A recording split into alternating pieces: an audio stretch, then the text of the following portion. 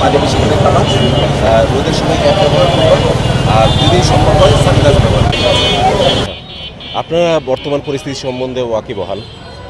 আসলে আমাদের সাবেক প্রধানমন্ত্রী পদত্যাগ করার পর আমাদের মাননীয় সেনাপ্রধান যেহেতু এখন বর্তমানে সমস্ত দায়িত্ব পালন করছে এবং আর্মি, আপনারা জানেন যে আর্মি আসলে এখন মাঠে সব জায়গায় বিচরণ করছে।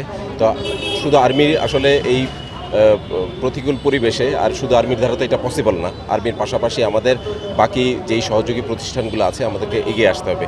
তারই পরিপ্রেক্ষিতে আমাদের মাননীয় সেনাবাহিনী প্রধান উনি বলেছেন যে বিএনসিসিদেরকেও মাঠে নামার জন্য, মাঠ পর্যায়ে কাজ করার জন্য।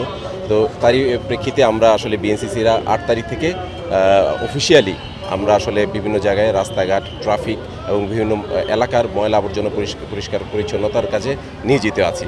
তো যতদিন পর্যন্ত আমাদের ল অ্যান্ড অর্ডার সিচুয়েশন আসলে আবার আগের মতো না হয় এবং স্থিতিশীল না হয়, তা সে পর্যন্ত আমাদের বিএনসিসি এই সেবা দিয়ে যাবে। এবং আমাদের প্রত্যেকটা জায়গায় আমাদের এই বিশেষ করে আমাদের এই মহস্তান রেজিমেন্ট রাজশাহী, বগুড়া, রংপুর, দিনাজপুর, সিরাজগঞ্জ, পাবনা এই প্রত্যেকটা এলাকাতেই আমাদের বিএনসিসির প্লাটুন এবং ব্যাটালিয়ন আছে।